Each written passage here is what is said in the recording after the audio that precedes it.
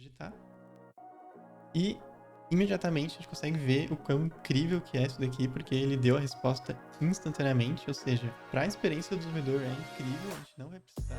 Nesse vídeo eu vou mostrar sobre uma library muito legal, que é o Mock Service Worker.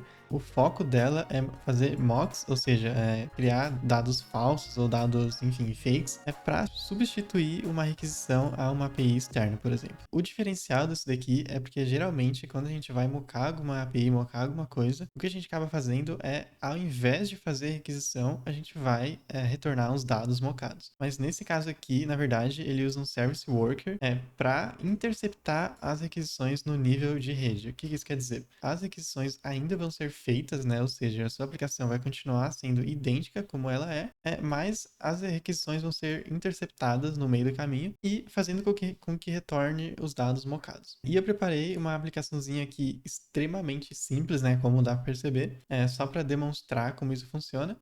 A aplicação, basicamente, você coloca um valor aqui, clica em busca, e ele vai retornar uma tabela que eu estou usando uma API de games, então ele está buscando aqui uma lista de jogos da Steam e mostrando aqui, enfim, algumas informações, né? O valor, preço, o título, etc. Eu quero primeiro falar um pouco do porquê mocar APIs, né? Eu acho que a primeira coisa são testes, então testes unitários. Você não quer fazer a requisição da API no seu teste, porque primeiro que pode deixar o custo muito alto e segundo que pode demorar muito também, enfim. E muita gente pode estar falando até, então se eu estou mocando a requisição, se eu estou mocando uma API, então eu não estou testando de verdade. E eu discordo muito disso, porque na verdade o teste unitário, nesse caso, né, é para testar o que você está fazendo com os dados dessa requisição e não se a requisição está funcionando, né? Esse tipo de coisa você faz em teste end-to-end ou em outros tipos de teste. E outro motivo que eu já comentei um pouco é a questão do preço, né? Principalmente se você trabalha para uma empresa, essa empresa provavelmente tenha algum plano de algum serviço para usar a API desse serviço e acaba ficando muito caro. Então imagina você fazer várias requisições no meio do seu desenvolvimento, mais de 100, 200, 300 requisições de vários desenvolvedores sem ter um uso final, né? Sem ter uso real, porque é apenas para desenvolvimento. Então, mocando os dados em real time, ou seja, durante esse desenvolvimento, e não apenas para teste, é uma coisa muito poderosa mesmo, que pode trazer muitos benefícios para você e para a empresa. Eu vou mostrar aqui a página principal, basicamente é só um formulário aqui, e aqui a tabela de deals, né, ou seja, de ofertas dos jogos. Assim que eu clico no botão, assim que eu dou um submit aqui nesse form, ele vai chamar essa API aqui, /API, barra API barra deals, que foi uma API que eu mesmo criei aqui no Next.js, mas lá dentro também ele está chamando uma API externa de um serviço. E a primeira coisa que eu vou fazer aqui é instalar a library em si, né? Instalar um MSW. Então, yarn add -d MSW. Beleza. O MSW vai criar aqui um arquivo no public, se você estiver usando em React ou Next.js, que é o arquivo do Mock Service Worker em si, ou seja, toda a lógica que vai ser usada para interceptação das requisições. E se não for criado, você pode criar manualmente também, é só você executar o npx msw init, passar aqui onde você quer salvar, e o save é só para salvar no pax.json também. E é muito importante que você commit esse arquivo aqui, porque daí todos os seus colegas vão ter o mesmo mock service worker gerado e não vai ter, enfim, diferenças para cada pessoa, assim, por qualquer motivo que seja. Eu vou criar aqui dentro da pasta libs, na verdade já criei uma pasta mocks aqui, eu só criei isso daqui para ter o nosso JSON aqui, para ter todo o mock do retorno da API, porque senão ia levar um bom tempo aqui só para pegar esses dados. Então, aqui no Mocks, eu vou criar um arquivo, primeiro o renders.ts, e aqui eu vou importar do MSW o REST. E aqui dentro do arquivo é só a gente exportar um array, basicamente. E dentro desse array é onde a gente vai colocar todos os nossos endpoints. Cada item do array vai ser um endpoint novo que você vai querer mocar. Então aqui rest.get, por exemplo, porque no caso aqui é uma get request, então eu vou usar o get.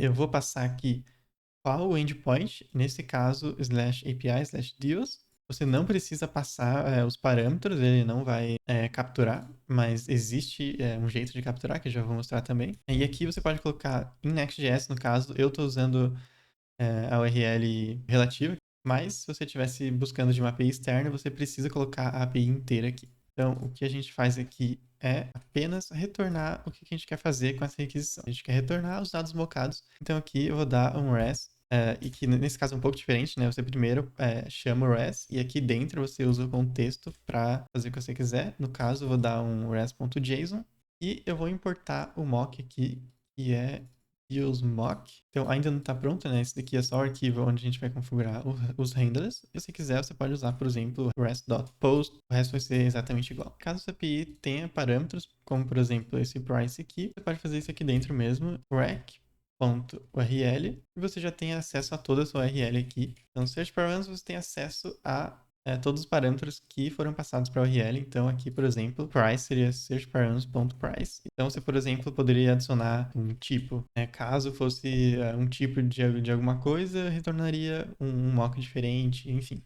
Então, você tem toda a flexibilidade aqui de retornar o que você quiser. E no MSW tem dois tipos de mock, né? Tem o mock para o browser e para o Node. O mock do browser são para chamadas que são feitas client-side, e o mock do server são para chamadas que são feitas no server-side. Então, por exemplo, aqui no Next.js, se você tivesse o get server-side props, que é onde é executado o código no server, você teria que usar o mock do server para isso, ao invés de usar o mock do browser. Dentro de mocks ainda, eu vou criar um arquivo browser.ts e aqui dentro eu vou importar do MSW também o setup worker. Eu vou importar também o server que a gente acabou de criar, os renders, na verdade, e eu vou exportar o worker passando os renders, fazendo um spread, na verdade. Beleza, a gente já tem o browser aqui. Como é uma aplicação Next.js, é muito legal você configurar tanto o browser quanto o server para, por exemplo, você conseguir mocar tudo de uma vez, né? Então, se você estiver buscando coisas no server-side, você vai conseguir mocar também e não só apenas buscas aqui feitas no client-side, como essa daqui, por exemplo. Então, eu vou criar também o server, que é exatamente a mesma coisa do browser, mas a diferença é que você vai ter que usar um require ao invés do import, porque o MSW ainda não estão suportando ES modules, que é onde tem a sintaxe aqui do import, né? Aqui no server a gente vai importar de MSW/node, então é bem importante, e ele vai chamar o setup server. Como eu estou usando o require aqui, ele não vai ter o autocomplete, mas é setup server. Eu vou até renomear isso aqui para server também. Exatamente isso, já tem o browser aqui, já tem o server, o render.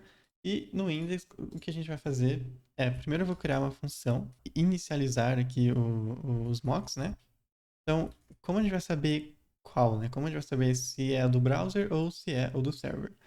No caso, a gente vai usar uma técnica aqui meio simples, né? Mas a gente vai ver se o window ele é undefined. Ou seja, se a janela que só é acessível dentro do browser for undefined, quer dizer que a gente vai usar o server. E se não tiver, quer dizer que a gente está no client-side.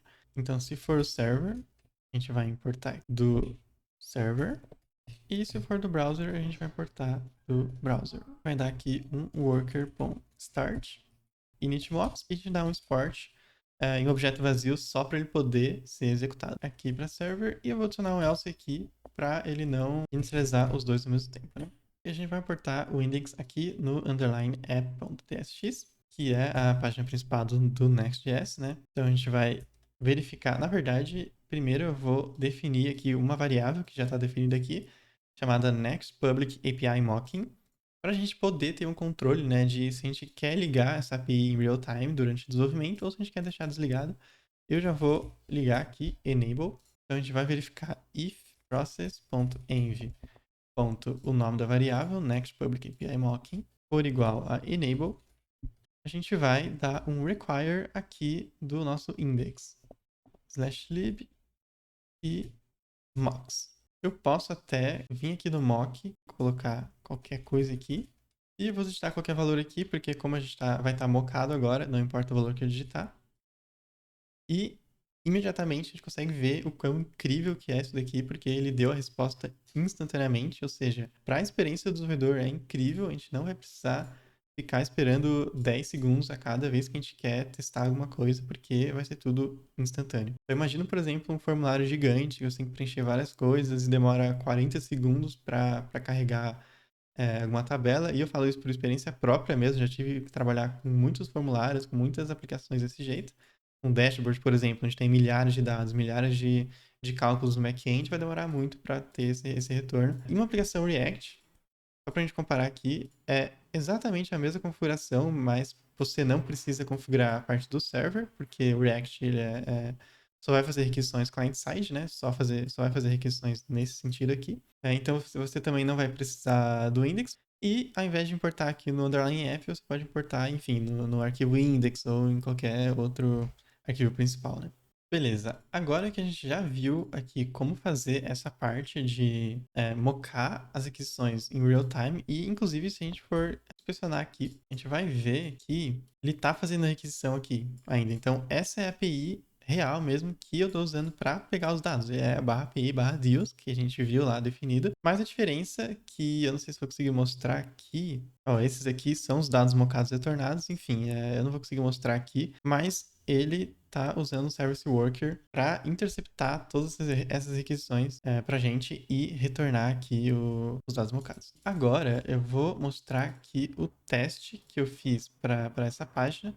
É um teste unitário super simples aqui, bem básico mesmo. Basicamente, estou pegando aqui o título, o input e o botão. E daí eu uso o User Event, que é uma library muito, muito legal, inclusive, também. Digito qualquer valor aqui no input, imitando o usuário, e eu clico no botão de search. E depois eu espero ele achar um ID aqui, que seria o ID de um item da tabela. E só verifico se está disponível na tela. Beleza, só para testar. Mas se a gente for rodar o teste aqui, vamos ver. Então, a gente já percebeu aqui que começou a dar uns erros. E esse erro aqui é um erro de network, né? É um erro por conta de que o componente em si, ele está fazendo uma requisição. Ele não vai conseguir executar essa requisição aqui no ambiente de teste, né? Obviamente. Então, como que a gente pode fazer isso, né? Como que a gente pode resolver esse problema?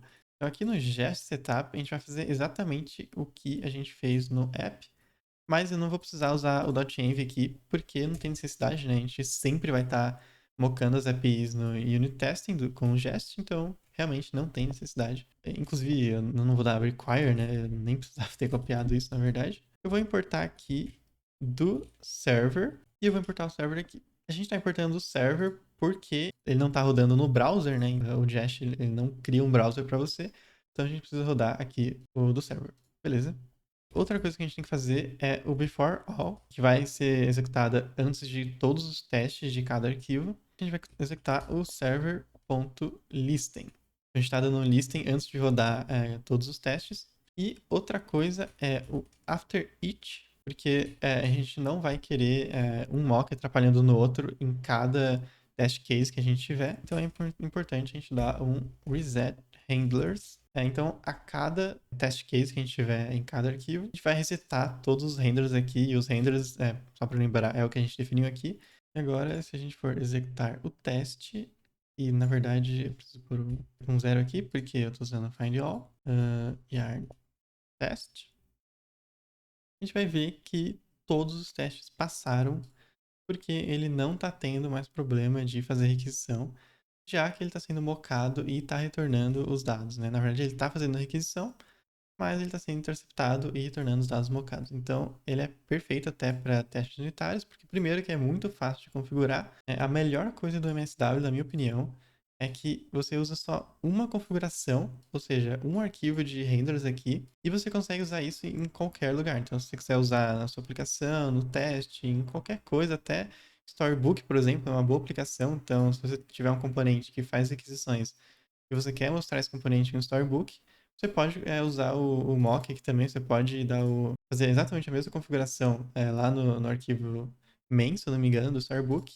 E ele vai mocar todas as requisições dentro dos componentes do Storybook, e você não vai precisar fazer nenhuma gambiarra lá para fazer funcionar. Isso é muito, muito fácil, muito incrível. E é isso, pessoal. Espero que tenham gostado do vídeo. Eu vou trazer mais vídeos técnicos para o canal, então não se esqueça de se inscrever no canal, deixar o like, deixar um comentário se você tiver alguma dúvida.